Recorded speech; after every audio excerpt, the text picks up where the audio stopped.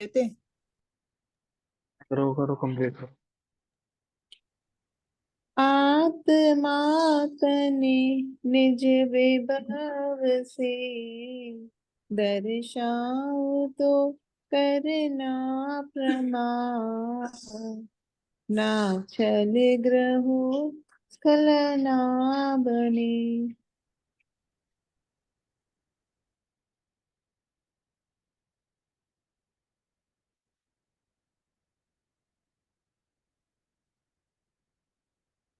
नमो हरिहन्ताणं नमो सिद्धाणं नमो आयर्याणं नमो वज्रायाणं नमो लोये तव साहुणम्।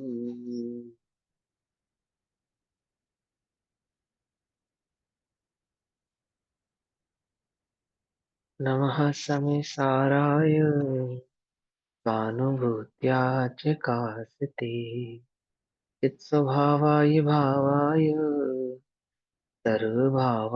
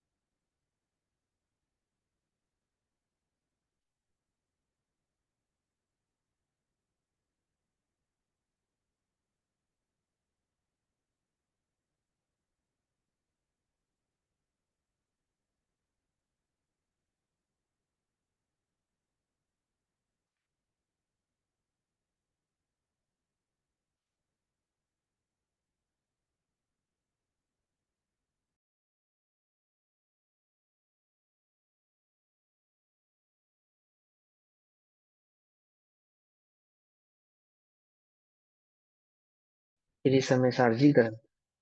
श्री समय सारजी का स्वाध्याय हम सभी आचार्य अमृतचंद्र देव द्वारा रचित आत्मख्याति टीका के माध्यम से कर रहे हैं। आत्मख्याति टीका मोक्ष अधिकार पेज नंबर 440, कलश नंबर 184, 184, 184 नंबर का कलश है। भाव ये चल रहा है। 183 नंबर का कलश हमने कल पढ़ा था ना। हाँ। भाव ये चल रहा है कि जो चेतना है वह चैतन्य स्वभाव वाला होने से सामान्य विशेष भाव में का उल्लंघन नहीं करता, अर्थात सामान्य विशेष भाव को सदैव धारण करता है और दर्शन ज्ञानमयी स्वभाव वाला है। ना कि मात्र ज्ञान स्वभाव वाला है, ना कि मात्र दर्शन स्वभाव वाला है, अपितु दर्शन ज्ञान स्वभाव वाला है। ठीक।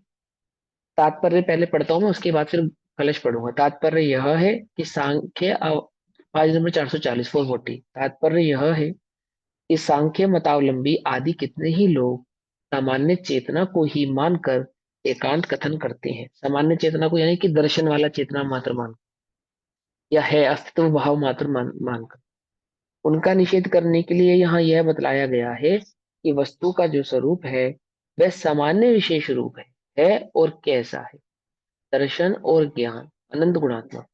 इसलिए चेतना को सामान्य विशेष रूप अंगीकार करना चाहिए। ठीक है ना। अब छोटी सी बात लग रही है बट बात छोटी सी नहीं है। सामान्य और विशेष भाव दोनों को अंगीकार करना न अखंड है, अखंड होते हुए भी कैसा है, अनंत गुणात्मक है। एक बात है और कैसा है, ऐसे दोनों भाव वाला वह। अब आगामी कथन का सूचक लोग कहते हैं। कलश नंबर 184, 184। एकश्चितश्चिन्मय एव भावो भावाः परे ये किल ते परेषाम् ग्राहास्ततश्चन्म एव भावो भावः परे सर्वत एव हेया। क्या कहते हैं?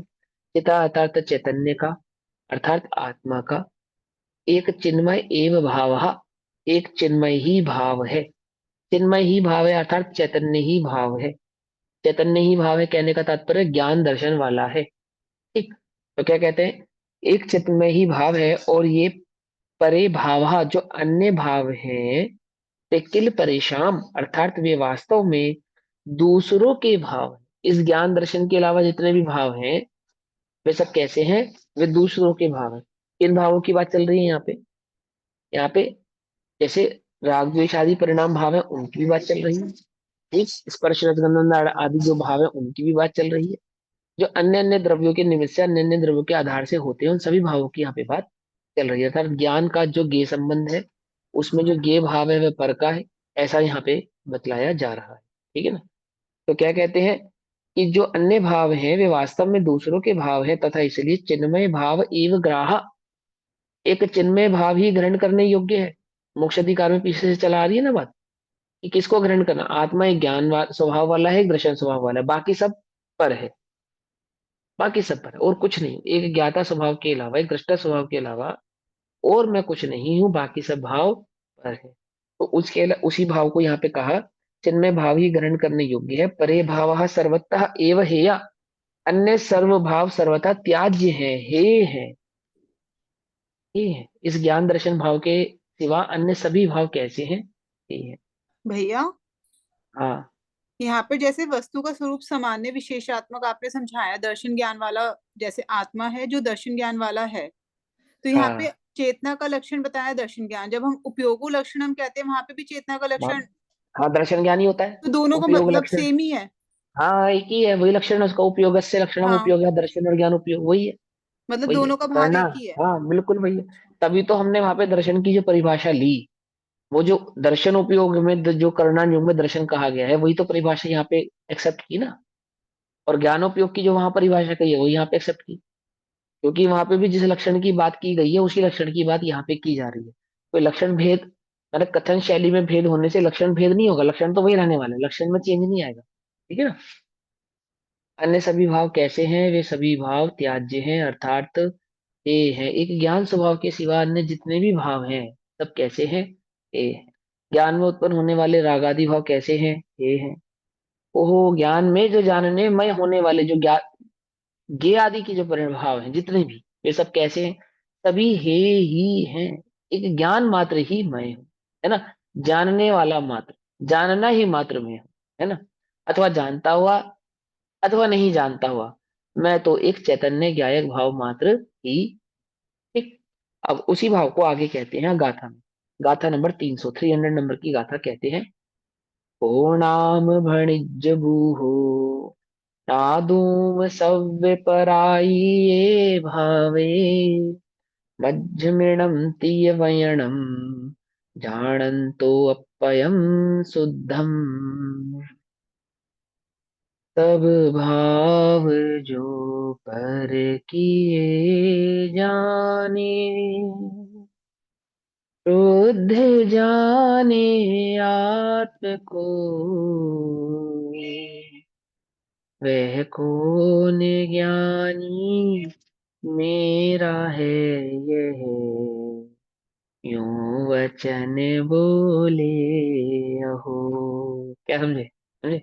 300 नंबर की गाथा, शतक है ये, तीसरा नंबर का शतक। 300 है ना? शतक माने 100, तीसरा शतक है ये। क्या कहते हैं तीसरे शतक में? कौन है ऐसा ज्ञानी जो ज्ञान को स्वीकार करने के बाद किसी अन्य भाव को कहेगा कि ये मेरा है ना? यानी वीतरागता की गाथा है ये, सीधी सीधी। एक ज्ञायक को स्वीकार किया जिसने, एक दर्शन और ज्ञान वाले चैतन्य भाव को स्वीकार किया, वो कैसे कहेगा जगत में किसी अन्य चीज को कि यह मेरी है? पर पदार्थ को तो कहेगा ही नहीं। ओहो, ज्ञान में उत्पन्न होने वाले जो ज्ञादि भाव हैं उनको भी वह कैसे कहेगा कि ये मेरे हैं? क्योंकि उसने तो ज्ञान भाव को स्वीकार किया ना। एक ज्ञान भाव को स्वीकार करने वाला दर्पण, दर्पण जगत की किस वस्तु को कहता है कि मेरी है? दर्पण जगत की किस वस्तु को कहता है कि मेरी? समस्त संसार झलकने पर भी संसार के अंश मात्र को भी ऐसा नहीं कहता कि वह मेरी है। देखो सुन, बचपन में कथा सुनी होगी आपने स्कूल में, कि अकबर एक फरमान निकाल देता है कि इस सर्दी की, पूस की सर्दियों में जो जमुना में सारी रात खड़ा रहेगा उसको मैं इनाम दूंगा, है ना? याद है ना? नहीं सुना? कि मैं उसको इनाम दूंगा जो सर्दी की रात में जमुना के पानी में, ठंडे पानी में सारी रात खड़ा रहेगा। तो वो एक पंडित इस बात को स्वीकार कर लेता है कि हाँ मैं खड़ा रहूंगा। वो जाके खड़ा हो जाता है। अगले दिन दरबार में आता है और राजा पूछता है कि भाई तुम कैसे खड़े रहे? तो कहता है कि आपके महल की खिड़की पे एक दिया जल रहा था और मैं सारी रात उस दिए को देखता रहा। तो वो कहता है कि भाई तुम्हें इनाम नहीं मिलेगा, क्योंकि तुम दिए को देखकर दिए से गर्मी पा रहे थे। क्या? दिए से गर्मी पा रहे थे, और इसी के कारण तुम सारी रात वहां ठंड में खड़े रह सके, क्योंकि शर्त थी ठंड में खड़े होने की, और तुम दिए की गर्मी के कारण वहां खड़े रहे। तो वो पंडित, बड़ा उसको दुख होता है, वो बीरबल के पास जाता है। तो बीरबल कहता है कोई बात नहीं, आप चिंता मत करो। अगले दिन बीरबल दरबार में नहीं जाता। तो राजा पूछता है कि भाई बीरबल के दरबार में क्यों नहीं आया? तो क्या कहता है कि बीरबल खिचड़ी बना रहे हैं। क्या बना रहे बीरबल? है, याद आ गई। खिचड़ी बना रहे हैं। राजा कहता चलो भाई खिचड़ी बना रहे हो, कोई बात नहीं। एक दिन बीत गया, 2 दिन बीत गए, तीसरे दिन भी बीरबल नहीं पहुंचा। फिर राजा को बड़ा आश्चर्य हुआ, क्या हुआ कि भाई खिचड़ी बना रहे हैं? बोले ऐसी कौन सी खिचड़ी हो गई 3 दिन में तैयार नहीं हुई? तो वो पहुंचा वहां दीपक। उसके बीरबल के पास। तो बीरबल ने क्या किया बता, नीचे एक छोटा सा दीपक जलाया था और 6 फुट ऊपर हांडी टांगी थी। और राजा से कहा कि राजा कह रहे अरे मूर्ख, ऐसे कैसे खिचड़ी बन सकती? बोला जब जब महल की खिड़की पे रखे हुए दीपक का प्रकाश पाकर जमुना में खड़ा हुआ पंडित गर्मी पा सकता है क्या, तो 6 फुट हांडी में टंगा हुआ नीचे दीपक से गर्मी से क्या खिचड़ी नहीं पक सकती? तो उसको राजा को समझा, वो अपने अपनी से गलती हो गई, ऐसा हमें उसके साथ ऐसा अन्याय नहीं करना चाहिए। तो कथा है। लेकिन देखो, ओहो, ज्ञान में झलकने वाले, दर्पण में झलकने वाली वस्तु, दर्पण में क्या करती है कि दर्पण में झलकने वाली अग्नि दर्पण को गर्म नहीं करती है ना, कितनी दूर है वो उससे।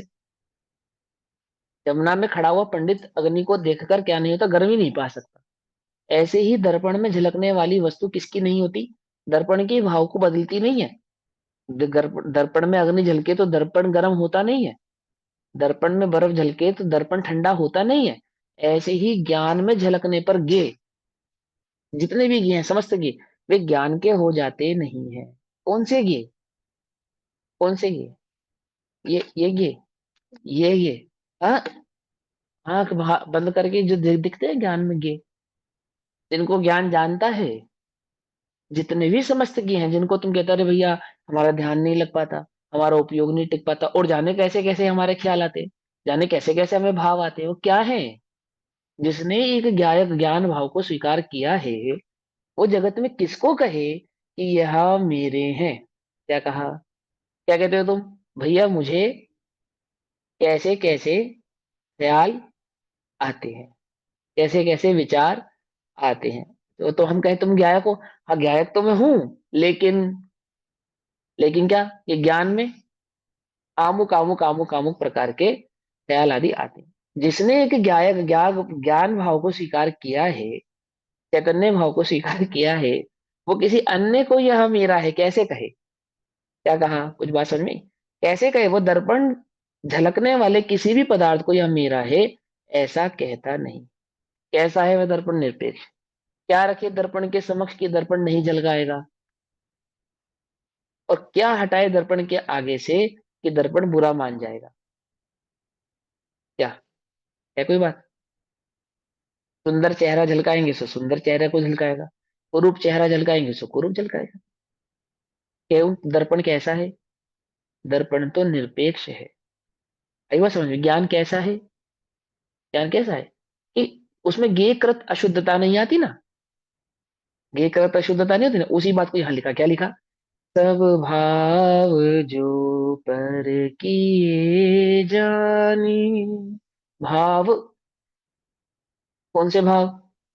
अच्छे भाव, बुरे भाव, है, अशुद्ध भाव, शुद्धा शुद्ध भाव, सभी भाव। सब भाव भाव जो, आश्रम आ गया ना सारा इसमें। हाँ सारा भाव आश्रम है। जाने शुद्ध जाने आत्म को, मल को देखकर आंख मलिन नहीं होती। कैसी रहती है? सदैव शुद्ध ही रहती है। क्या पकड़ में ही बात? शुद्ध जाने आत्म को, वह कौन ज्ञानी मेरा है यह, यूं वचन बोले हो। वचन भी नहीं कहता ऐसा, मान्यता तो छोड़ो। क्या ज्ञानी की मान्यता में तो है ही नहीं। क्या लिखा? वचन भी नहीं कहता ऐसा कि यह मेरा है ना। क्या लिखते कि वह ऐसा कौन ज्ञानी माने कि यह मेरा है, बोलो। तो नहीं कहा, वचन भी नहीं कहता। कैसे कहे? जगत में जो वस्तु मेरी नहीं है, सज्जन पुरुष उसे अपना कहते नहीं है। क्या कहते हैं? भाई साहब आप यहाँ बैठे हो, ये बैग आपका है क्या? कि नहीं भाई साहब मेरा नहीं है। जो मेरा नहीं है तो मेरा नहीं है ना। चोर होगा तो क्या कहेगा? मेरा है। पराई वस्तु को अपना कैसो, तो उसको तो कोई साहूकार या सज्जन नहीं मानेगा। ऐसे ही ज्ञानी पुरुष जगत में किसी वस्तु को क्या नहीं कहता? मेरा है ऐसा कहता नहीं, कहता भी नहीं है, मानता तो है ही नहीं। मानता तो है ही नहीं, कहता भी नहीं ऐसा। देखो, सर्वान भावान, सर्व भावों को परकियान, दूसरों के ज्ञातवा जानकर, सभी भावों को दूसरों के जानकर, कहा नाम बुधा, कौन ज्ञानी, आत्मानम, अपने को, शुद्धम, अर्थात शुद्ध, जाननन, जानता हुआ, इदम ममम, यह मेरा है, इदम ममम, यह मेरा है, यह भाव मेरे हैं, इति च वचनम, ऐसा वचन भणित बोलेगा। कौन बोलेगा? कौन ज्ञानी, कौन विद्वान, कौन बुद्धजन ऐसा बोलेगा कि यह मेरा है, जान कर कि यह मेरा नहीं है ना। जो पुरुष पर के और आत्मा के नियत स्वलक्षणों के विभाग में पढ़ने वाली प्रज्ञा के द्वारा ज्ञानी होता है। आचार्य अमरचंद्र देव कह रहे, क्या कहते हैं सुनो। जो जीव, जो पुरुष, जो आत्मन पर के, पर के और आत्मा के अपने निज और पर के नियत स्वलक्षणों के, दोनों के भिन्न भिन्न स्वलक्षण पहचाने, उन दोनों लक्षणों को भिन्न भिन्न पहचानने वाली जो प्रज्ञा है, जो भेद विज्ञान है, जो तत्व ज्ञान है, जो आत्मानुभूति है, विभाग में पढ़ने वाली प्रज्ञा के द्वारा ज्ञानी होता है। जो आत्मा तत्व ज्ञान के द्वारा ज्ञानी होता है, आत्मानुभूति के द्वारा ज्ञानी होता है, जिसके पास प्रज्ञा छेनी है, जो निज और पर के दोनों के स्वलक्षणों को पहचानते हैं, अपने अपने लक्षणों को पहचानते हैं, दोनों के स्वभाव को पहचानते हैं, वे ज्ञानी होते हैं। वह वास्तव में एक चिन्मात्र भाव को अपना जानते हैं, चैतन्य भाव मात्र को ही अपना जानते। समझिए बात। और किसी भाव को अपना जानते, हाँ, इतना वीतराग भाव है इसके अंदर, मालूम, एक चैतन्य भाव मात्र को ही अपना जानते हैं, बस सारी सारी सरदर्दी खत्म हो गई। क्या कहा? सारे टेंशन का निराकरण कर दिया आचार्य देव ने इन तीन चार गाथाओं में। ये कह के कुछ नहीं है, एक ज्ञान और दर्शन, ये तेरा स्वभाव है, तो लक्षण को पहचान, बाकी सर्व भावों को क्या कर दे, सभी पर भाव को हे या हे कर दे, मेरे नहीं है। क्या होगा उससे? वही सम्यक दर्शन है, वही आत्मानुभूति है, वही मोक्ष मार्ग है। क्या कहा? और कुछ नहीं। क्या कि ज्ञानी होता है वह वास्तव में एक चिन्मात्र भाव को अपना जानता है, और शेष सर्व भावों को दूसरों के जानता है, अर्थात अपने से भिन्न जानता है। दूसरों को जानता है मतलब अपने से भिन्न जानता है। ऐसा जानता हुआ वह पुरुष पर भावों को, यह मेरे हैं। कौन से भाव मेरे हैं? कौन से भाव मेरे हैं? क्रोध के भाव में, क्रोध के काल में ज्ञान में हूं, क्रोध में नहीं हूं। द्वेष के काल में ज्ञान में हूं, द्वेष में नहीं हूं। समझ में बात? मान माया लोभ आदि सभी प्रकार के खोटे अच्छे बुरे परिणामों के भाव में राग द्वेष, ओह प्रशस्त राग के भाव में भी, क्या चोरी करने का परिणाम में चोरी चोरी करने का भाव मेरा नहीं, ज्ञान हूं। ओह दान देने के परिणाम में भी क्या ज्ञान में हूं। अन्य कोई भाव में नहीं, अन्य कोई भाव में नहीं, बस गायक ही एकमात्र में हूँ। इतना मजा नहीं आ रहा? मेरे तो रोंगटे खड़े हो रहे हैं विचार करके भी, जो अनुभूति में भैया प्रकट होगा सब ऐसा कैसे। कर ऐसा मानता हुआ करने पर भी जब दान देने का भाव आए और दान दिया जाए तो उसको क्या कहेंगे फिर? वो प्रशस्त राग है, ठीक है, राग है, प्रशस्त राग है ना वो। दान के परिणाम में दान करना, दान देना प्रशस्त राग है। दान देता है ज्ञानी। जैसे अन्य परिणाम आते हैं ना उसको, वो कमाने का परिणाम है, सो दान देने का भी परिणाम है। जैसे दान के परिणाम से गायक हो गए, ऐसे कमाने के परिणाम से भी गायक हो जाए तो छल नहीं है। लेकिन हम्म। कमाने के परिणाम में तो गायक ना देखे और दान के परिणाम में गायक देखे तो छल है। नहीं नहीं, वो हाँ तो ठीक है, लेकिन, मैं ये लेकिन कह रही हूँ कि दोनों ही परिणामों से गायक निरपेक्ष भाव को देखे। गायक निरपेक्ष भाव भाव से देखे, लेकिन करने में तो आएगा ना। अब दान करने में मतलब भाव आएंगे तो दान जो करने में। जो जो करने में आया है वो मैं नहीं हूँ, वो राग है, और वो चार परभाव है। होने की कर दे। वो मैं वो नहीं हूँ, वो चारित्र राग है, वो होने का परभाव है। समझ में हाँ। आता है, हाँ। पर उसको हम अपने ऊपर कैसे लगा के चलेंगे कि भाव आया और देखो, हमने वो कार्य किया भी। तो सुनो, बता दो, देखो सुनो। वैसे तो आत्मा में स्थित हो जाए तो कोई परिणाम करने की बात ही नहीं है, कोई कार्य रूप प्रवृत्ति करने की अपेक्षा ही नहीं है, भाव ही नहीं है ना। तो भी जो कार्य हुआ है, जो कार्य करने का परिणाम आने पर जो प्रवृत्ति हुई है, तो वैसे तो छह द्रव्यों का परिणमन है, पुद्गल का परिणमन है ना, और उदयाधीन है। लेकिन अगर उसको सही सही तरीके से और अच्छे से समझें, तो जितना भी राग भाव उत्पन्न हुआ, राग भाव का कर्ता तो आत्मा ही है, परंतु वह राग भाव मेरा नहीं है, बात यह है। ठीक है ना। अब उसकी प्रवृत्ति करेगा, बिल्कुल करेगा, प्रवृत्ति में जितना राग है उतना बंध भी है, उतना जितना राग है उतना उतना बंध भी है। तो मोक्ष मार्ग में पहले अप्रशस्त परिणामों को जीता जाता है, और फिर प्रशस्त परिणाम आपो आप ही जीतने में आते हैं। क्या कहा, फिर बोलूं। मोक्ष मार्ग में अप्रशस्त परिणामों को पहले जीता जाता है। ठीक। आपको पता, जैसे जैसे गुणस्थान बढ़ता है, वैसे वैसे पुण्य घटता है या पाप घटता है? पहले पाप घटता है ना। पुण्य घट के मिटता है। गुणस्थान, पाप बढ़ता पहले है, पुण्य बढ़ता पाप है। घटता है, हाँ पाप पाप घटता है। घटता है, पुण्य बढ़ता है। हाँ, है पुण्य ना। बढ़ता है। जैसे जैसे मोक्ष मार्ग बढ़ता है वैसे वैसे क्या होता है, एक सर्टन पाप। स्टेज तक तो सबसे पहले पाप खत्म होता है। हम्म। ठीक है। और जो बचा हुआ पाप होता है उसमें भी कन्वर्जन होता है, पुण्य का कन्वर्जन हम्म। चालू रहता है उसके अंदर, है ना। और एक आमुख स्टेज के बाद फिर पाप पुण्य का भी अपकर्षण और उसका भी हम्म। निराकरण होना शुरू हो जाता हम्म। है, नहीं होता। लेकिन ये दोनों ही परिणाम, पाप का अपकर्षण होना और या फिर पाप का क्षय होना, और पुण्य का अपकर्षण होना और क्षय होना, ये दोनों ही एक वीतराग भाव की मुख्यता से होते हैं। जब तक आत्मा में गायक हूं इस भाव में आत्मा स्थिर नहीं हो जाता, हो ही नहीं जाता, तब तक तो पाप परिणामों को तो बुद्धिपूर्वक नहीं करता। बुद्धिपूर्वक नहीं करता मतलब पुरुषार्थ करता है, इस प्रकार का ही पुरुषार्थ करता है कि जितने भी अप्रशस्त भाव हैं, पाप भाव हैं, पांच इंद्रिय विषय भोग आदि के जो परिणाम हैं, उनसे बचने का प्रयास निरंतर करता है। ठीक, चाहे वो ज्ञानी हो चाहे वो अज्ञानी हो। ठीक है ना। अज्ञान अवस्था में ज्ञान भाव को प्रकट करने के लिए भी, देखो एक बात ध्यान रखो, दोनों ही भावों को हे जानता है। पाप को भी हे जानता है, पुण्य को भी हे जानता है। पुण्य को कोई भला नहीं जानता। समझ में ये बात नहीं, समझ में कि ऐसा नहीं है कि वो बुद्धिपूर्वक पुण्य भाव करता है, बुद्धिपूर्वक तो वो वीतराग भाव करता है। समझ में ये बात। लेकिन डिनाई किसको करता है, कि पुण्य भाव को डिनाई नहीं करता, डिनाई पाप भाव को करता है। अंतर समझ में आया, नहीं समझ में आया? करता है तो वीतराग भाव करता है, वीतराग भाव की प्रेरणा करता है, वीतराग भाव को चित्त में एकाग्र करता है, एकाग्रता से वीतराग भाव को ही बढ़ाने का प्रयास करता है। जब डिनाई की बात आती है तो पाप भाव अप्रशस्त परिणामों को डिनाई करता है, और जो प्रशस्त परिणाम आते हैं उनका सहज ज्ञाता रहता है।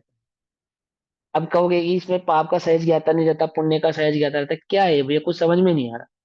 कि देखो पाप मार्ग में तो जाता नहीं, जाने का विकल्प आए तो उन्हें बुरा जानकर दूर से ही छोड़ता। ठीक है ना। और जब तक वीतराग भाव में स्थिर नहीं हो पाता तब तक क्या करता है, कि जो कुछ करता है वो सब पुण्य भाव है। उसमें देव पूजा, गुरु उपासना, स्वाध्याय, संयम, तप, दान आदि सभी भाव समाहित हैं। ठीक है ना। और उन सभी भावों को भी कब तक करता है, कि जब तक वीतराग भाव में स्थिर नहीं हो जाता, मात्र तब तक करता है। पकड़ भाई बात। और क्यों करता है, कि एक वीतराग भाव में स्थिर होने के लिए करता है। स्वाध्याय क्यों करता है, एक आत्मा का अनुभव करने के लिए करता है। कब तक करता है, जब तक आत्मानुभूति नहीं होती तब तक करता है। आत्मानुभूति होने के बाद क्या करता है, अनुभव मात्र करता है। अनुभव में नहीं रहे तो क्या करता है, स्वाध्याय करता है। अंतर समझ में आया? समझ में ही बात नहीं समझ में? जब तक मतलब आत्मानुभूति नहीं हुई बुद्धिपूर्वक तो शुभ क्या? में प्रवर्तता है, हाँ, बुद्धिपूर्वक शुभ में बुद्धिपूर्वक। प्रवर्तता है, पर उसको हे जानते हाँ, हुए प्रवर्तता है। हे जानता हुआ प्रवर्तित है। अब कह सकते हैं बुद्धिपूर्वक प्रवर्तित है। बुद्धिपूर्वक तो वीतराग भाव में प्रवर्तित है, और वीतराग भाव में प्रवर्तने के लिए जो सहाय है उनमें प्रवृत्ति करता भी है, तो हे जानकर करता है। उसमें दान भी है, स्वाध्याय संयम तप दान, है ना, ये जितने भी है देव दर्शन पूजा आदि जितने भी उसके षट आवश्यक है, और जो मुनि राजों के जो आवश्यक हैं, प्रतिक्रमण आदि जितने भी आवश्यक है, वो क्यों करते हैं? क्यों करते हैं? कि करते नहीं है, करते तो वो एक वीतराग भाव को ही उपासना है, प्रकट तो वो एक वीतराग भाव को ही करना चाहे। जब वीतराग भाव प्रकट नहीं करने में असमर्थ होते हैं, या आत्मा में और स्वभाव में स्थित होने में असमर्थ होते हैं, तो समर्थ होने के लिए क्या करते हैं? ये स्वाध्याय आदि करते हैं, ध्यान आदि करते हैं, प्रतिक्रमण आदि करते हैं, आलोचना आदि करते हैं। और फिर ये करने के बाद क्या करते हैं? अगर वीतराग भाव में स्थिर हो जाते हैं तो ये सब नहीं करते। वीतराग भाव में स्थिर हो जाते तो क्या नहीं करते? पाप नहीं करते, पुण्य नहीं करते, है ना? समझे नहीं? पाप तो वो पहले ही छोड़ा है, पाप तो वो पहले छोड़ा है। अब जो पुण्य भाव में प्रवृत्ति कर रहे थे वह भी नहीं करते। इतनी मेहनत करके जिस पुण्य को क्या उसको छोड़ दिया, कि पुण्य के लिए मेहनत की ही नहीं थी। अज्ञानी को लगता है कि ज्ञानी पुण्य के लिए मेहनत करते हैं, अज्ञानी को लगता है कि ज्ञानी पुण्य की प्रवृत्ति करते हैं, पर प्रवृत्ति तो वो जिस समय पुण्य की कर रहे थे, प्रशस्त राग में कर रहे थे, वास्तव में भी उस समय भी वीतराग भाव में ही प्रवृत्ति कर रहे थे, वीतराग भाव में प्रवृत्ति करने का ही उद्यम कर रहे थे। पकड़ में बात नहीं? पकड़ में? उद्यम तो वो वीतराग भाव में होने का कर रहे थे, नहीं कर पा रहे थे तो तुम्हें स्वाध्याय करते हुए दिख रहे थे, दान करते हुए दिख रहे थे, पूजा करते हुए दिख रहे थे, प्रतिक्रमण करते हुए दिख रहे थे, उपवास आलोचना आदि करते हुए दिख रहे थे। लेकिन जैसे ही उस प्रशस्त भाव में, उस आत्म भाव में स्थिर होते हैं, तब क्या करते हैं? कि एकमात्र आत्म भाव में स्थित होते हैं, फिर और कुछ नहीं करते। कि तब उपवास नहीं करते हैं? कि नहीं करते हैं? कि क्या कह रहे हो, उपवास नहीं करते हैं तो भोजन करते हैं? अरे भाई, हम कह रहे उपवास ही नहीं करते हैं तो भोजन कहाँ से करेंगे? कि हमें समझ में नहीं आया। जो उपवास नहीं करता वो भोजन करता है, और जो भोजन करता है वो, जो भोजन नहीं करता वो उपवास करता है। ऐसा ही है ना? ऐसे ही है ना? कि जो अपने को देह नहीं जानते, वे ना भोजन ग्राही है, ना उपवास के करता है। ऐसा।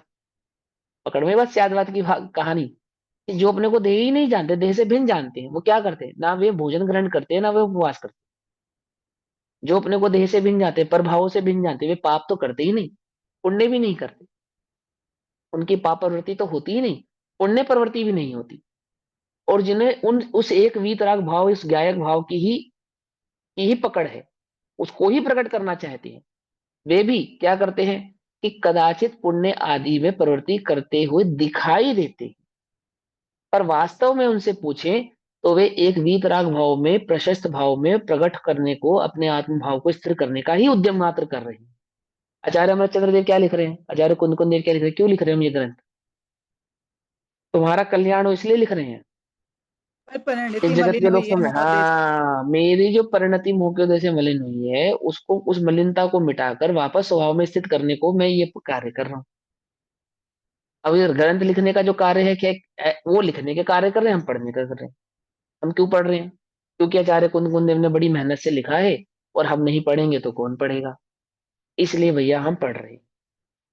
अब हमारे आचार्यों ने इतना मेहनत करके जंगलों में बैठ के इतना सब लिखा है, अब अपना फर्ज बनता है ना कि हम पढ़े उनको। क्यों? इसलिए पढ़ रहे हैं हम। मुमुक्षु तो इसलिए नहीं पढ़ते। हमने ध्यान से उल्टा नहीं पकड़ना। हम हो सकता है शुरुआती स्टेज में आपसे ऐसा कहें कि उन्होंने इतनी मेहनत से लिखी और तुम पढ़ भी नहीं रहे, लेकिन जो उसके मर्म को पहचानता है, यदि उससे पूछे कि आप स्वाध्याय क्यों करते हैं, इस स्व में स्थित होने के लिए स्वाध्याय करते हैं। फिर जब स्व में स्थित हो जाओगे तब क्या करोगे? तब स्वाध्याय करोगे या नहीं करोगे? कि जिसे तुम स्वाध्याय कह रहे हो वो नहीं करेंगे। समझे नहीं समझे? कि तो इतने बेशर्म हो तुम कि स्वाध्याय नहीं करोगे। अरे जब अपने में जिसके, हाँ, स्वभाव में स्थित होने के लिए किया था ना। कहाँ आएगा। जब स्वभाव में स्थित होने के लिए तो स्वाध्याय किया था, स्वभाव में स्थित हो गए तो क्यों करेंगे? नहीं करेंगे। स्वभाव में स्थित नहीं रह पाते हैं तो स्वाध्याय करते हैं। तो आनंद स्वभाव में करेंगे स्थित, सिर्फ। है ना? हाँ, स्वभाव में स्थित नहीं रह पाते हैं तो क्या करते हैं कि जो कुछ करते हैं उसमें दान भी करते हैं, गुरु उपासना भी करते हैं, पूजन पाठ भी करते हैं, सब कुछ करते हैं। क्यों? क्योंकि जिसे मोक्ष प्रिय है, जिसे मोक्ष मार्ग प्रिय है, तो वह मोक्ष मार्ग को प्रशस्त करने वाले सभी भाव भी उसको प्रिय। प्रिय के प्रिय को जो परिणति को पावन करते। मैं तो भूल गया क्या लाइन है, वो बहुत प्रिय सुंदर भी लाइन है। प्रिय होते हैं, प्रिय के भी हाँ, प्रिय प्रिय के होते प्रिय हैं। भी है, हाँ। प्रिय के प्रिय भी प्रिय होते हैं, हम उनका अभिनंदन करते। ये लिखा ना, अभय कुमार जी ने लिखी है, बहुत सुंदर लाइन है। प्रिय के प्रिय भी प्रिय होते हैं। क्या मतलब है इसका? अब कितनी सारी जगह लगाई जा सकती है। जो हमें प्रिय, क्या प्रिय है? आत्मा। प्रिय के प्रिय, उस आत्मा, जिन जिनको भी आत्मा प्रिय है, हमारे लिए वो भी प्रिय है। पकड़ में ही बात, पकड़ में ही। तो देव शास्त्र गुरु हमारे लिए क्यों प्रिय है? क्योंकि उन्हें आत्मा प्रिय है। प्रिय के प्रिय भी प्रिय होते हैं, हमारे लिए देव शास्त्र गुरु प्रिय है। अब उस देव शास्त्र गुरु के लिए हमें क्या करना पड़ेगा? क्या करते हैं हम? कि हम जो देव पूजा करते हैं, हम जो गुरु उपासना करते हैं, हम जो स्वाध्याय करते हैं, हम जो संयम करते हैं, तप करते हैं, दान देते हैं, जिन मंदिर आदि निर्माण करते हैं, शास्त्र दान करते हैं, पढ़ते हैं, पढ़ाते हैं, पाठशालाएं चलाते हैं, जितने भी हम आयोजन करते हैं, किसके लिए करते हैं? प्रिय के प्रिय भी प्रिय होते हैं, हम उनका अभिनंदन करते। आई बात समझ में? इसलिए हम उनका अभिनंदन करते हैं, क्योंकि उन्हें भी आत्मा प्रिय है और हमें भी आत्मा प्रिय है, और वो मेरी प्रिय के प्रिय है। क्या? है ना? और मेरी प्रिय के प्रिय, उसको प्रोत्साहित करते हैं, उसको प्रकट करने में सहाय है ना? उसको मार्ग प्रशस्त करने में सहाय है, इसलिए वो सारे कार्य करते हैं। तो लेकिन यहाँ जो एक वीतराग भाव की बात है, वहां कैसा है कि चोरी करने का परिणाम का तो कर्ता मैं हूं ही नहीं, दान देने के परिणामों का भी मैं करता नहीं हूं। क्या हूं मैं? तो एक गायक भाव हूं, एक गायक भाव। समझ में आई बात? पर भावों को यह मेरे हैं ऐसा क्यों कहेगा? क्यों कहेगा? जो ऐसा जानता है नहीं कहेगा, क्योंकि पर में और अपने में निश्चय से स्वयं स्वामित्व संबंध का असंभव है। क्या कहा? स्वयं स्वामित्व संबंध। स्वयं स्वामित्व संबंध यानी कि मेरा जो स्वामीपना है, मेरी जो प्रॉपर्टी है, वो कहाँ है? मुझ में है। मेरे जो में सज्जन पुरुष है ना, हाँ, जो सज्जन पुरुष है, वो पर की प्रॉपर्टी को क्या नहीं कहते? अपना नहीं कहते। है ना? हमने पहले भी पढ़ा ना, साइंस में चैप्टर है प्रॉपर्टी, तो उसमें समझाते हैं गोल्ड की प्रॉपर्टी, सिल्वर की प्रॉपर्टी, ऐसे ऐसे सारे प्रॉपर्टी का पूरा चैप्टर है। केमिकल रिएक्शंस और केमिकल के सारे नाम है उसके अंदर, CI, AI, ऐसे H2O वगैरह, पूरा वो सब याद करना पड़ता है।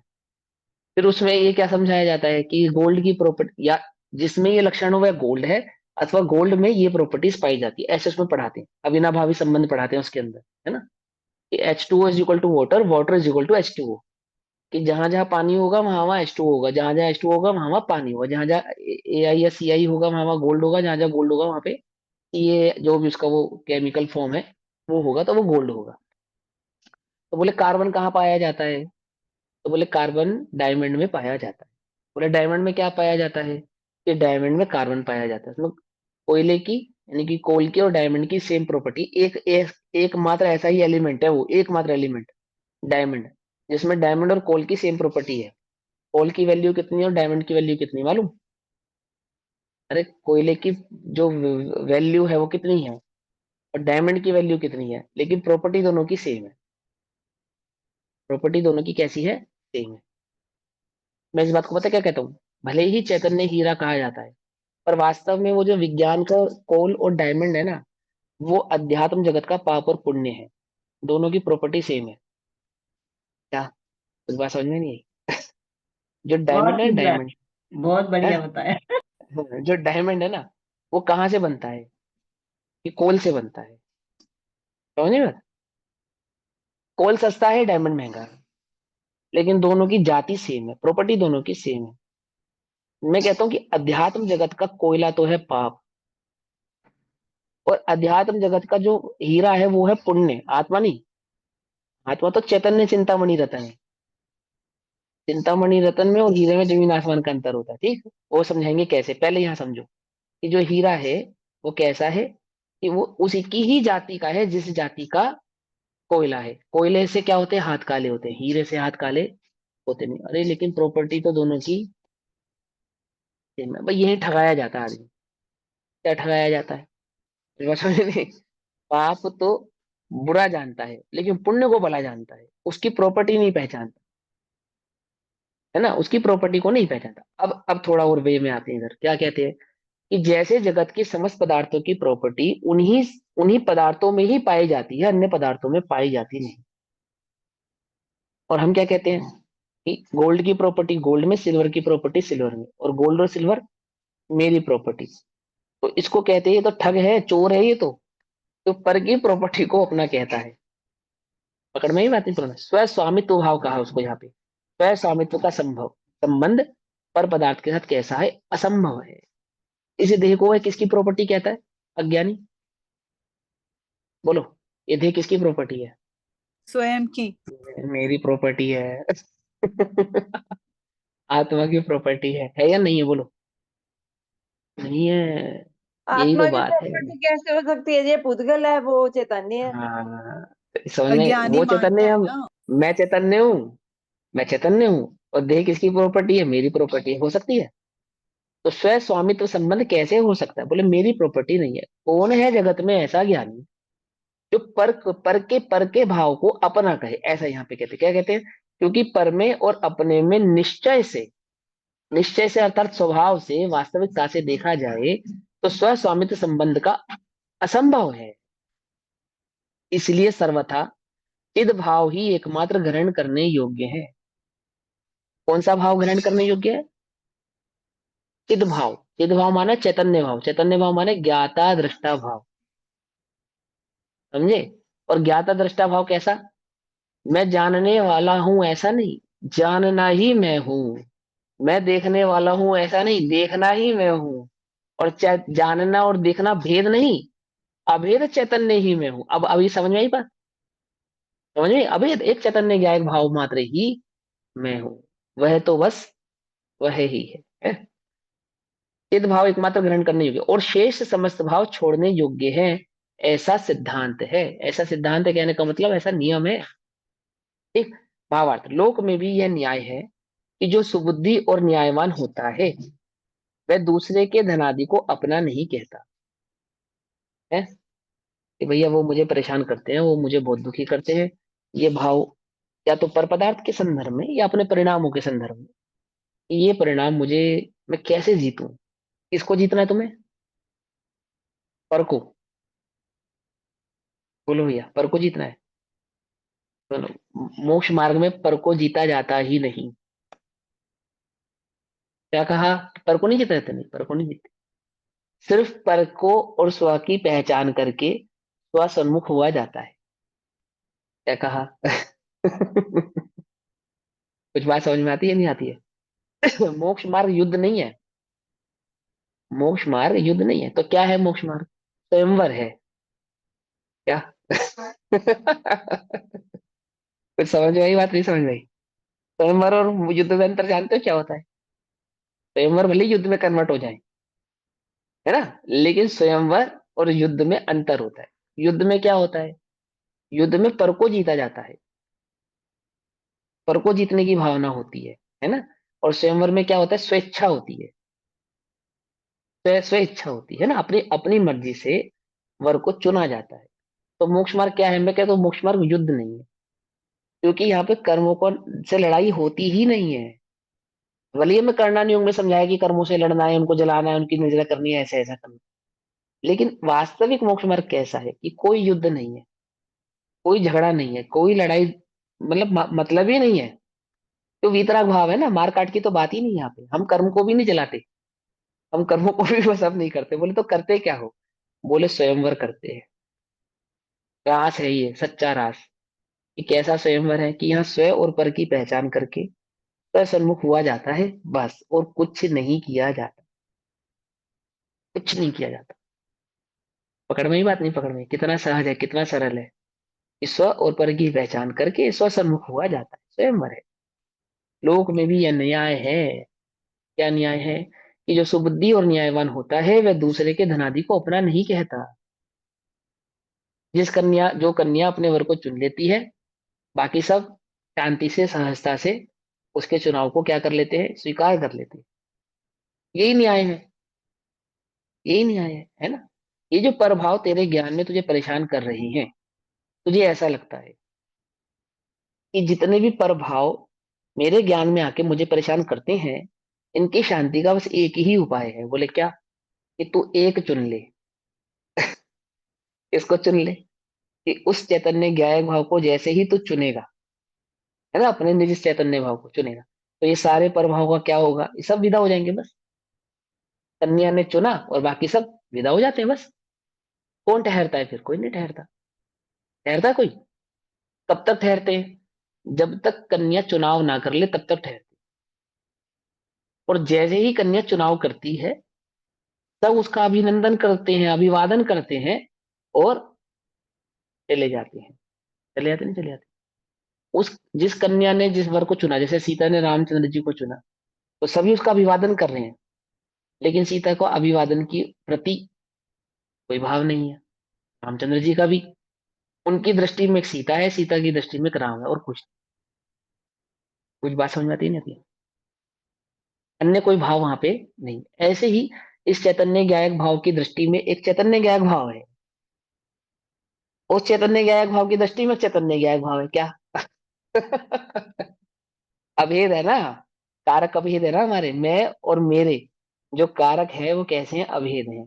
तो मेरी दृष्टि मुझ पे है और मुझ की दृष्टि मुझ पर है। कुछ अंतर समझ में आ रहा है ना, कारक अभेद होने से। तो प्रभाव कैसे होते हैं? अभिनंदन करके चले जाते हैं, चले जाते हैं। वे परेशान करते नहीं है। युद्ध नहीं है ये, सीधा सच्चा शुद्ध स्वयंवर है, शुद्ध। तो क्या कहते हैं, लोक में भी यह न्याय है। क्या न्याय है? कि जो सुबुद्धि और न्यायवान होता है, वे दूसरे के धनादि को अपना नहीं कहता, दूसरे की वस्तु को अपना नहीं कहता, एक मिनट। अपने जो आकुलता एक मिनट सुनो। जो उसमें पर भावों को जानने पर हमें जो आकुलता और तकलीफ होती है, मतलब आकुलता जो होती है, तो वो सारी मोह की वजह से होती है। मतलब अगर मोह ना पर हो तो पर नहीं होती। भाव को पर भाव को जानने से आकुलता नहीं होती, स्वभाव को भूलने से आकुलता होती है। क्या कहा? मोह हो गया ना, मोह हो गया ना ये। हाँ, हाँ, जो भी है मोह, इसको मोह भी कहते हैं, इसको मिथ्यात्व भी कहते हैं, सभी भाव कहते हैं, राग द्वेष आदि जितने भी परिणाम है। कि पर भाव को जानने से आकुलता नहीं होती, आकुलता स्वभाव को भूलने से होती है, स्वभाव को नहीं पहचानने से होती है। देखो, आप जब तक दुखी रहोगे जब तक आप एक चुनाव नहीं कर लोगे। शॉपिंग करने जाते हो, अब महिलाओं की शॉपिंग नहीं कह सकते, मैं पुरुष अपनी शॉपिंग का बता रहा हूं। हम कब तक परेशान है? जब तक हम कोई चुनाव ना कर ले। चुनाव होने के बाद तो हम सोचते ही नहीं, हमने वो क्यों नहीं लिया, या वो क्यों नहीं लिया, या ऐसा क्यों नहीं लिया, या ऐसा ले लेते। एक चुनाव हो गया ना, बात खत्म हो गई। मैंने इसलिए ये महिलाओं की बात नहीं कही। क्योंकि वो वहां पे चुनाव एक्सेप्शनल बड़ा होती है कठिन है। महिलाएं भी। अच्छा अच्छा, कोई बात नहीं, वो बड़ा कठिन है वहां चुनाव। तो ये जो परभाव का दुख है, जितना भी परभाव का दुख है, किसको है? ज्ञानी को है, अज्ञानी को है? ज्ञानी को भी प्रभाव तो होते हैं, परंतु वे प्रभाव उसके दुख का कारण नहीं है। अज्ञानी को होने वाले प्रभाव ही अज्ञानी के, मात्र अज्ञानी के दुख का कारण है। क्यों? क्योंकि प्रभाव वास्तव में दुख का कारण नहीं है। दुख का कारण तो स्वभाव को नहीं जानना, नहीं पहचानना वास्तविकता। सही बात समझ में? मैंने आपको समझा ना कि अध्यात्म का जो मार्ग है वो बिल्कुल सीधा सच्चा सरल मार्ग है, ज्यादा द्वंद्व फंद नहीं है उसके अंदर। ठीक है ना? वो तो बिल्कुल एकदम सहज, आप निर्णय करो और बात खत्म। सारी कश्मकश, सारी मेहनत सिर्फ उस स्व और पर की पहचान में है, उसके बाद कुछ नहीं है। समझे? तो क्या कहते हैं, पुत्र न्यायवान होता है, वे दूसरे के धन अधिक को बना नहीं कहता। इसी प्रकार जो सम्यक ज्ञानी है, वह समस्त परद्रव्य को अपना नहीं मानता। आ गई बात समझ में? हम सम्यक ज्ञानी है या नहीं है, कैसे पहचानेंगे हम? ज्ञानी तो है भैया हम, ज्ञान गुण है ना हमारे अंदर। अब सम्यक ज्ञानी है या नहीं है कैसे पता लगेगा? कि जो परभाव को अपना नहीं कहते वे सम्यक ज्ञानी है, बस सीधी बात। या ऐसा कहें, जो स्वभाव को जानते हैं वे सम्यक ज्ञानी है ना। आई बात समझ में? तो इसी प्रकार जो सम्यक ज्ञानी है, वे समस्त परद्रव्यों को अपना नहीं मानते, किंतु अपने निज भाव को ही अपना जानकर ग्रहण करते। आगे ना बात, अपने निज भाव को ही अपना जानकर ग्रहण करता है, प्राप्त करता है, अनुभव करता है, जानता है, देखता है। अब इसी अर्थ का कलश रूप काव्य कहते हैं। इसी भाव को कलश के माध्यम से आचार्य अमृतचंद्र देव कहते हैं। कलश पढ़ लेते हैं, अभी समय हुआ, बाकी कक्षा कल करेंगे।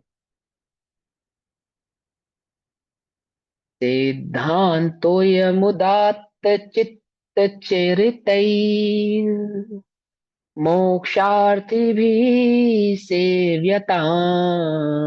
बहुत सुंदर कलश है, देखो मोक्ष की सेवा कैसी है।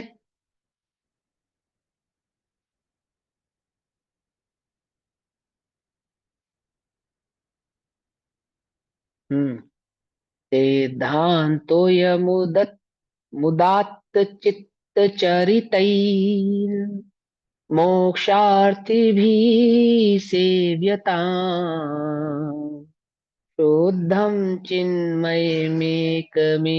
परमम् ज्योति सदेवास्म्यहम्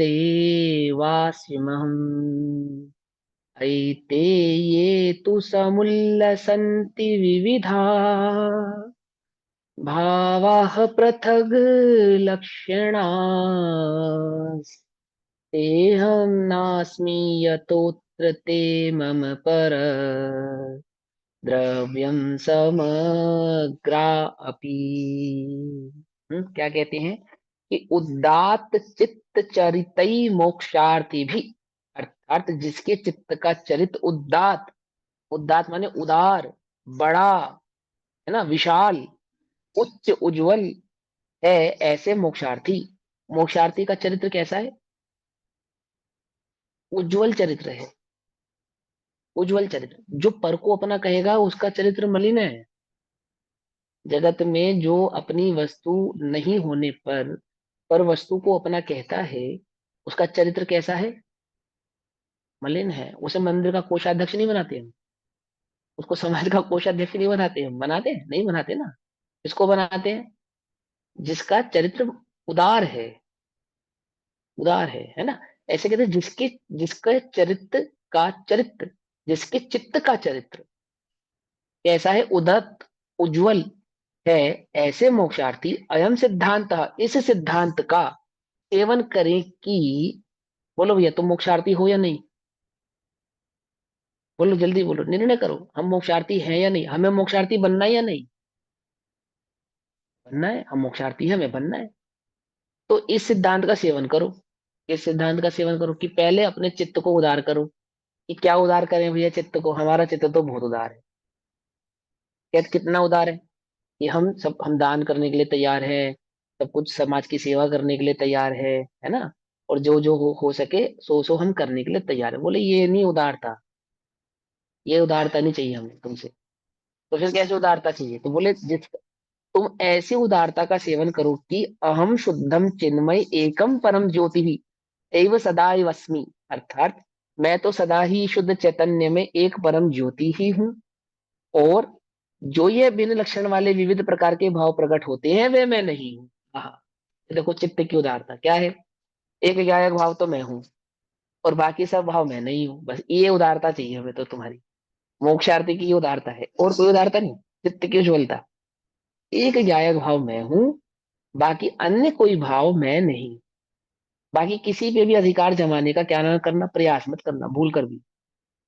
मेरे हैं मेरे हैं मेरे हैं, ऐसा है ऐसा है ऐसा है, ना ना ना ना। अपने चित्त की भूमि पर एक गायक भाव के सिवा अन्य किसी भाव का भी अहम धारण नहीं करना, है ना। मैं नहीं हूं, अतः ये पृथक लक्षणा विविधा भाव समूल्य संति ते अहम नास्ति। समूल्य न अस्मि, मेरे नहीं, अहम ना अस्मि। यह जो भिन्न लक्षण वाले विविध प्रकार के भाव प्रकट होते हैं वह मैं नहीं हूं। यथा अत्र ते समग्रापि मम प्रभावम प्रद्रव्यम, क्योंकि वे सभी मेरे लिए कैसे हैं? पर द्रव्य हैं। समझे? शीलवान पुरुष के लिए स्व स्त्री के अलावा सभी स्त्रियां कैसी हैं? पर स्त्रियां हैं, है ना। ऐसी ही मोक्षार्थी के लिए एक स्व चैतन्य भाव के अलावा सभी भाव कैसे हैं? पर भाव है। ओह, पर भाव छोड़ो, पर द्रव्य है, ऐसा का, है ना। पर भाव छोड़ो, पर द्रव्य। देखो भाव के साथ तो कहने का भाव ये है कि पर वस्तु तो मेरी है भी नहीं, जो मतलब मेरे अंदर भाव प्रकट होते हैं, हाँ मतलब वही वो भी भी नहीं है। हाँ मैं इसको परद्रव्य ही क्यों कहा, क्योंकि पुद्गल की जाति के है। दो प्रकार के अभाव होते हैं, अतद भाव और अत्यंत भाव। तो भाव के साथ तो अतद भाव संबंध होता है, लेकिन जो सत्ता से बाहर होते हैं उसके साथ कैसा संबंध होता अत्यंता है? भाव। अत्यंत अत्यंता भाव। भाव तो तो इन परद्रव्य के भावों के साथ साथ अत्यंता भाव हाँ होता है। नहीं, इसलिए तद्भाव परद्रव्य आपने है। क्या बताया, तद्भाव में क्या बताया अभी? अतद भाव के साथ जो परिणाम होते हैं ना, भाव परिणाम होते हैं, उनके साथ तो अतद भाव संबंध होते हैं। जैसे मैं समझाता हूँ, फॉर एग्जाम्पल जैसे नमक है तो पुद्गल का परिणाम है, और जो शक्कर में मिठास है वो भी पुद्गल का परिणाम है, लेकिन शक्कर और नमक के बीच में अतद भाव होता है। हम्म, दोनों ठीक है। पुद्गल के होते हैं ना, लेकिन अत्यंत अभाव तो दो द्रव्यों के बीच में होता है। समझिए बात, तो एक ही अन्योन्य द्रव्य भाव के में क्या होएगा? वो अन्योन्य भाव गुणों में लगता है। एक ही द्रव्य के दो गुणों के बीच में अन्योन्य भाव लगता है, अन्य अन्य रूप नहीं होना। ये ज्ञान दर्शन रूप नहीं है, दर्शन ज्ञान रूप नहीं है, नहीं, अन्योन्य तो भाव। अन्योन्य भाव तो पुद्गल में ही लगता है ना, अन्योन्य भाव तो आत्मा में नहीं लगता। पुद्गल आत्मा के गुणों में अतद भाव, आत्मा के गुणों में, एक द्रव्य नहीं, के गुणों में अतद अन्योन्य भाव। भाव तो एक सिर्फ एक पुद्गल में द्रव्य, लगता है। एक द्रव्य के दो गुणों के बीच में अतद भाव, और एक पुद्गल द्रव्य के अन्य पुद्गल द्रव्य के बीच में बीच में अनन्य अनन्य, भाव। हाँ, हाँ। अन्योन्य भाव है ना। लेकिन अत्यंत भाव किसके बीच में होता है कि दो द्रव्यों की समान जाति नहीं होती ना, बिल्कुल असमान जाति के दो द्रव्यों के बीच में होता है अत्यंत भाव। हम्म, ठीक, तो उसको पर द्रव्य कहने के पीछे तात्पर्य क्या है कि इनके साथ मेरा अतद भाव तो है ही नहीं, अन्योन्य भाव भी नहीं है, सीधा सीधा अत्यंत भाव का संबंध है। अत्यंत भाव, कोई भाव मैंने कोई भाव मेरा ही नहीं है, पर द्रव्य है ये। पर द्रव्य होने से इनका मेरे साथ किसी भी प्रकार का कोई भी संबंध नहीं है। ऐसा बिल्कुल दूर से ही छोड़ देने वाले ये सभी भाव हैं इस एक चैतन्य ज्ञायक भाव मात्र के अलावा। इस प्रकार इस भाव को पूरा किया। बाकी कक्षा बाद में हम कल करेंगे। मुझे तब तक अतत भाव सभी अभी को भी जय क्लियर मां। नहीं हुआ। ओम नमः सिद्धेभ्य। निज निधि निज में बताई यह अनंत, उसके लिए जिनवाणी वंदना।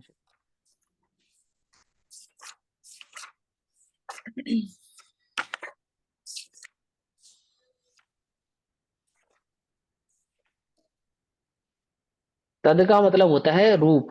अच्छा, ठीक है। एक गुण का दूसरे गुण का परिवर्तन ना होना, एक गुण का दूसरे गुण में अतद भाव। परिवर्तन। ठीक है, अतद का ठीक है। मतलब होता है, तद माने होता है रूप।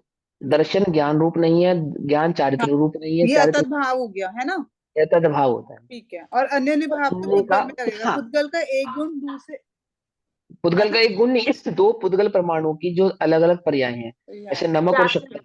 हाँ, अलग अलग शक्कर और जाति। नमक को, हाँ नहीं जाति नहीं, पुद्गल की तो देखो, नमक भी पुद्गल की जाति का, शक्कर भी पुद्गल की जाति की है। हाँ जी। हाँ, नमक और शक्कर को आपने एक साथ मिलाया, मिला सकते हैं, हाँ मिला सकते हैं।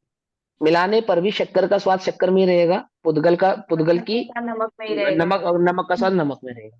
तो पुद्गल द्रव्य होने पर भी दो पुद्गल परमाणुओं की जो एक ही एक एक स्वाद गुण की जो पर्याय है, दो भिन्न भिन्न पर्याय होने पर भी एक ही गुण है ना, वो भी रसना गुण की पर्याय है, रस गुण की पर्याय है, वो भी रस गुण की पर्याय है। तो एक द्रव्य एक, और जिन गुणों का परिणमन हो रहा है वह गुण भी समान, ऐसा होने पर भी समान गुणों में मिठास मिठास रूप ही अन्योन्य थी, भाव। हाँ, हाँ, और नमक नमक रूप ही था। इसको कहा अन्य गुण अन्य रूप, अन्य भाव। अन्य अन्य भाव। एक अन्य का अन्य रूप से परिणमन नहीं होगा, हम्म। अभाव है अन्य का तो ये अतत भाव जो है, ये तो 6 द्रव्य में लग सकते हैं ना, अतत भाव अन्य तो, द्रव्य है में, ना। एक ही द्रव्य के अतः दो भाव गुणों तो के बीच सबके में, गुणों में, हाँ, अपने एक अपने ही द्रव्यों के द्रव्य गुणों के, में लगेंगे ना। है हाँ ना। एक ही द्रव्य के दो गुणों के बीच में अतद भाव लगता ठीक है, हाँ, है। और पुद्गल द्रव्य की एक बीच में गुण की अनन्य दो भाव, पर्यायों के बीच में अन्योन्य अनन्य भाव भाव लगता लगते हैं, हाँ, अन्योन्य भाव। ठीक है। है। और आगामी पर्याय का वर्तमान पर्याय से, प्राग और भाव, बीती हुई पर्याय प्रथम, का वर्तमान पर्याय से प्राग भाव और त्याग भाव, प्रध्वंस भाव प्रकृति होता है। भाव। ठीक। चार भाव चार होगा। प्रकार के भाव होते हैं। तो इसको चारों द्रव्य भाव। कहने के पीछे क्या तात्पर्य है कि द्रव्य किस लिए कह रहे हैं, क्योंकि इसका मेरे साथ अत्यंत अभाव है, अत्यंत अन्योन्य भाव। भी नहीं है और अतद भी नहीं है, सीधा सीधा अत्यंत अभाव है, कोई संबंध ही नहीं है, ऐसा। तो भैया, ठीक, जैसे अतत और अतत और अन्योन्य एक ही बात नहीं हो गई है?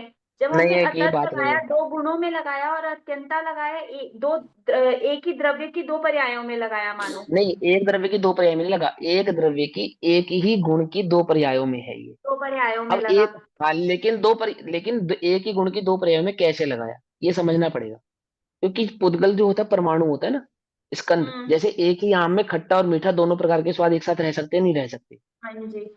रह हाँ सकते हैं ना। जी। तो वो अन्योन्य हाँ। भाव के कारण रह सकते हैं। अच्छा। लेकिन लेकिन ठीक है। एक ही आत्मा में चैतन्य भी रहे और जड़त्व भी रहे, बोले ऐसा नहीं होता है। नहीं, इसी भाव तो अपेक्षा एक से ही हम हुआ उसको, ना कि उस रूप नहीं होता और वो उस रूप नहीं हुआ, तो तद्भाव भी तो यही हुआ कि गुण उस रूप नहीं होते, और अन्योन्य भाव भी यही हुआ कि गुणों उस का रूप तो, 2 गुणों के तो कार्य भिन्न है। ज्ञान का और दर्शन का तो अच्छा। कार्य ही भिन्न है। अच्छा, और उधर कार्य लेकिन सेम है, स्वाद। सेम है, कार्य हाँ, सेम उधर दोनों का है। कार्य सेम है। ठीक है, ठीक है, ठीक है, समझ गए समझ। नहीं? उधर तो ठीक है, कार्य सेम है ना, ऐसा। ठीक है, उधर तो गुण ठीक, भिन्न होने से कार्य भी भिन्न हो जाएगा, और यहाँ ठीक गुण है, समान होने से कार्य भी समान होगा। ठीक तो है। गुण भी समान और कार्य भी समान। अब जैसे डब्बा है, वो भी पुद्गल का है, तो उस रस नाम का गुण है ना उसके अंदर, डब्बे के अंदर। हाँ। और शक्कर डाली उसके अंदर, वो भी पुद्गल के, उसमें भी रस नाम का गुण है, तो उसमें दोनों भी में रस रस है, नाम का पर गुण है दोनों ना। के रस अलग अलग है। हाँ, वो ठीक, उस रूप नहीं परिणमित हो, नहीं तो गड़बड़ हो जाएगी। ठीक, अब खीर ठीक में है, तुमने चावल भी डाला, और क्या नाम है, मीठा भी डाला, शक्कर भी डाली, और दूध भी डाला, और सब में रसगुण है ना, सब समझ में गई। रसगुण। चावल की मिठास का गुण अलग है, चीनी की अलग है, मिठास का गुण अलग है। अलग है। ठीक है, सब्जी भी नहीं बन पाएगी, खाना नहीं बन पाएगा, सब गड़बड़ हो जाएगा। ठीक है, गड़बड़, समझे नहीं समझे? ठीक है, ऐसा होगा। ठीक ठीक है। है। जय जिनेंद्र। जय जिनेन्द्र। जय